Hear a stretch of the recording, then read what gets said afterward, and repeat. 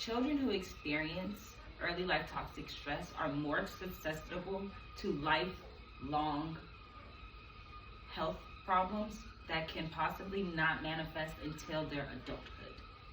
Hello, my name is Deja Williams, and I am going to be talking to you guys about the different levels of stress today, more focusing on toxic stress and its effects that it has on children.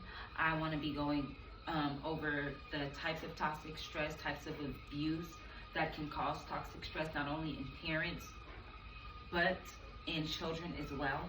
I want to go over different types of family structures and communities that can contribute toxic stress to children and parents, resiliency, and even prevention for toxic stress. As a substitute teacher, I do see the different levels of toxic stress. Stress is very real in not only children, but adults as well. And sometimes it starts as a child. The different things that I do see as a substitute is behavioral issues that are related to toxic stress, developmental issues that are related to toxic stress. This can be language delays and even motor development delays. And also isolation. This can be a child completely isolating themselves, such as, for an example, a child that I may see that doesn't react to their peers, that doesn't interact with their peers, also does not interact with the teachers, other teachers, just kind of isolates themselves, plays by themselves, and really doesn't like to be disrupted. According to the nationwide Children's.org, studies have shown association between toxic stress and brain structure, meaning it has been proven many, many times again that toxic stress does something to a child's brain. This can be developmental, like I said, physical, socio-emotional. The first main point that I'm going to be going over is types of toxic stress and types of stress. Like I said earlier, positive stress, which is usually a normal amount of stress. This amount of stress is great for growth. Tolerable stress, the stress is a bit more severe and the responses to stress is a bit more severe and frequent and sustained. But when a child is going through toxic stress, the effects of this one is prolonged activation. The causes to this is prolonged activation to a very negative amount of stress. And your body is not recovering from it fully. That is why it can also cause trauma to not only your mind, but to your body. Causes of toxic stress are usually the neglect, parental addiction, or mental illness. It can be violence in or outside the home, and also just being inside of a chaotic environment. Types of toxic behaviors and abusive behaviors include relationships that are abusive, resentful, carefree, stagnant, and also relationships that involve an enabler. Abusive relationships and toxic relationships affect children because it affects the parents. If you are in a relationship with someone who is verbally abusive, mentally abusive, and even physically abusive, your child is seeing this 24/7. And if you are in a community that promotes violence, that maybe has a liquor store on every corner, that there are not things to promote or advocate for a child positively, this also can promote trauma in our children.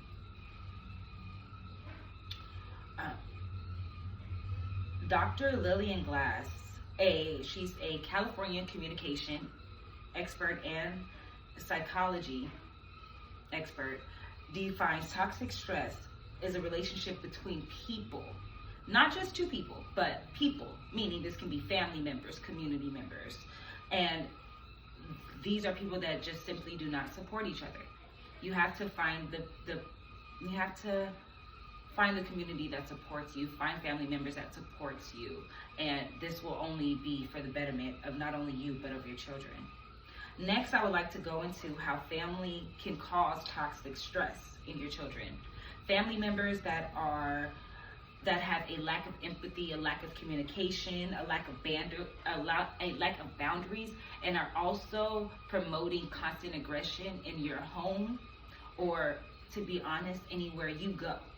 If these family members are there at a family event and they are promoting these behaviors, they are most likely a toxic stressor to yourself or your children. Effects of this in children, like I said, can be very developmental, such as language. You notice your child is not picking up the ABCs, but they are picking up language that you might not want them to have. How I can relate to this is my child mimicking me. I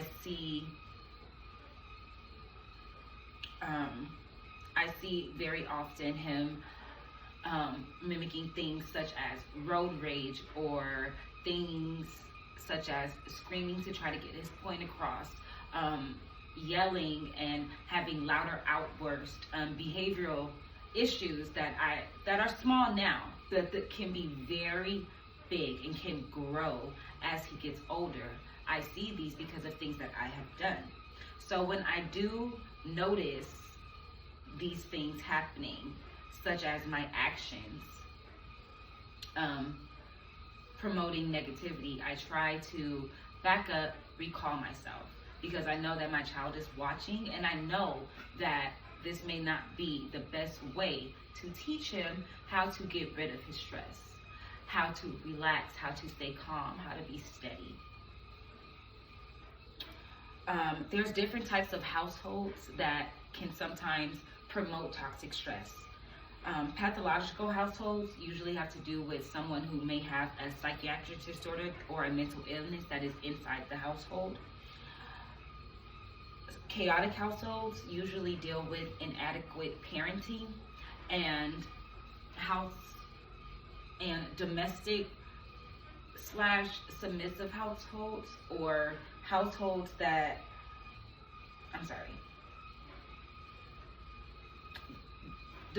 domestic / submissive households are usually households where there is a power imbalance or role reversal.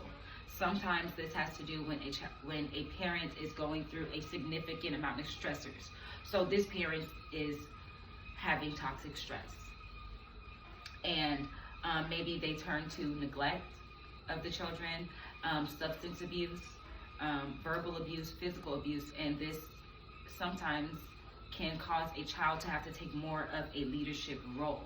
If there are younger children and a parent is not doing what they need to do as parents to these children, sometimes that middle child or that adult child will take on the parenting role. And this is not for parents to do. And this is not for children to have to deal with. This causes stressors in those children and traumas that you may not see until they get older. Like, according to McCurdy and Darrow, 1993, approximately 4% of children are reportedly victims of child maltreatment. Stress is very real, and the stressors have to be able to be recognized by parents, by your support system, so that you're able to receive the proper care and proper help that you need as a parent, so that you're able to pass on this nurturance to your children. Toxic habits of parents, like I said before, neglect, substance abuse, staying in toxic or domestically abusive relationships is also a toxic habit that we do see frequently in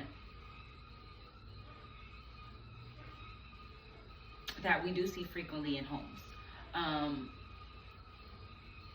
Domestic abuse, things that you may feel like only you and your partner are going through and it doesn't affect your child, it does. They see it. They see the poor communication. They see the lack of empathy. They see the jealousy. They see the resentfulness, and these things can affect the child, not only, like I said, mentally, but physically. They pick up on these habits and they start to develop them for themselves. This becomes screaming is their way of communication and their only way that they can let out their energy. And you don't want this for your children.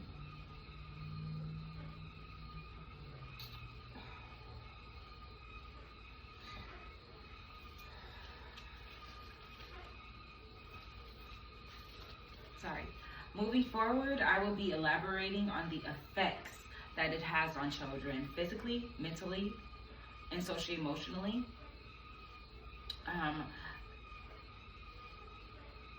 The effects that it not only has on children, but parents.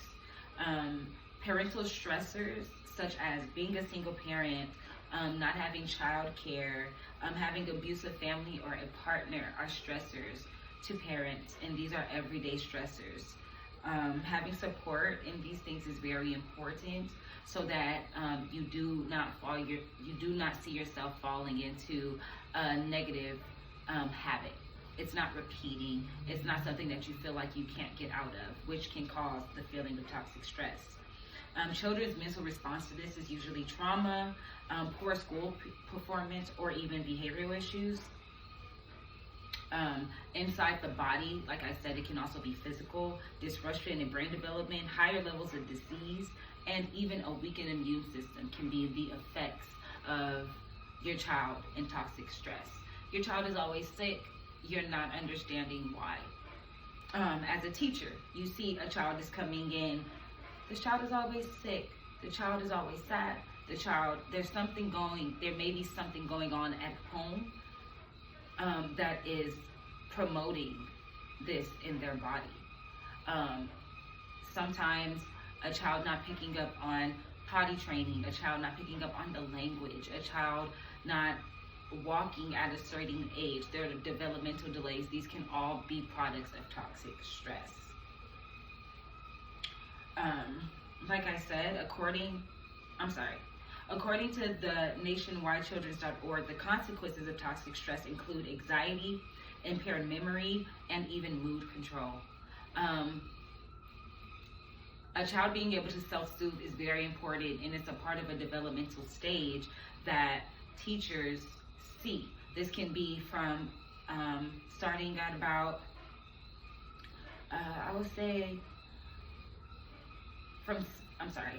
from about 6 to about, from about 18 months to about 2 years old, a child is learning to self-soothe.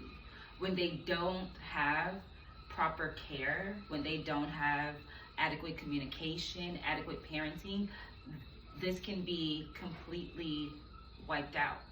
And when a child is not able to soothe themselves and able to take care of themselves emotionally, it can hurt them and harm them in the future. ACEs, which is the Adverse Childhood Experience Study, created an awareness of the association between adverse childhood experiences and diseases that can affect your child's health early on into adulthood. Health conditions such as diabetes, heart disease, liver disease, and even cancer have been proven to be products of toxic stress. And these can start out as children and into adulthood. Next, I'm going to be talking about prevention and the resiliency of toxic stress. First 5LA gives 4 key ways to try to prevent toxic stress and create resiliency in your children. The first would be calm, meaning create a peaceful environment for your child. Be steady. 2 would be steady. Create consistency for your child. Be there for your 3 would be there for your children, singing, reading, playing. And 4 would be nurturing, showing and giving affection to your child and building and creating a sense of safety can give your children what they need to promote resiliency and prevention of toxic stress in your children. These can also help the parent as well. Finding ways to be calm, creating steady environment. Resiliency in children. The resilient factors include higher cognitive ability, self-esteem and social skills, and even a sense of hope and a good relationship between peers, family members, community members. Your child is able to express themselves. Your child is able to communicate effectively. Even starting at a young age, you can see these responses to resiliency.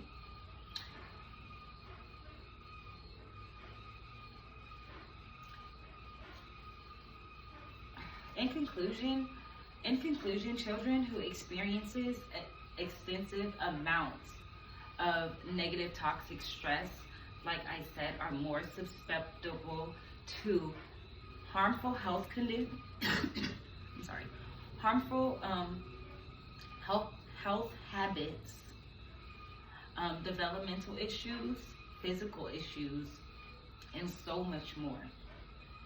Prevention and promoting a healthy and steady environment for your children is of utmost importance, and it's not only important for your children but for yourself. I went over the types of toxic relationships, the causes, different types of stressors, resiliency, and prevention. Also, the effects that toxic stress has on the body. The effects on parents and children, the effects parents have on children and their behavior, such as being emotionally such as being emotionally reactive or disrespectful. These have effects on our children, so we have to remember the type of energy that we put into our children is the type of energy that we are going to get back. If we are constantly putting in negativity, we are putting this toxic stress on our children. As children, they are not capable of handling this. Their bodies are not ready to handle these type of stress. That's why as parents, we need to try to shield our stress from these children. As teachers, we do not need to bring our stressors from home into our jobs and create a negative or chaotic environment. We have to be able to promote positivity, promote calmness, promote consistency, promote positive communication to our children, and advocate for not only our parents but our children as well. Thank you. I hope that you enjoyed that.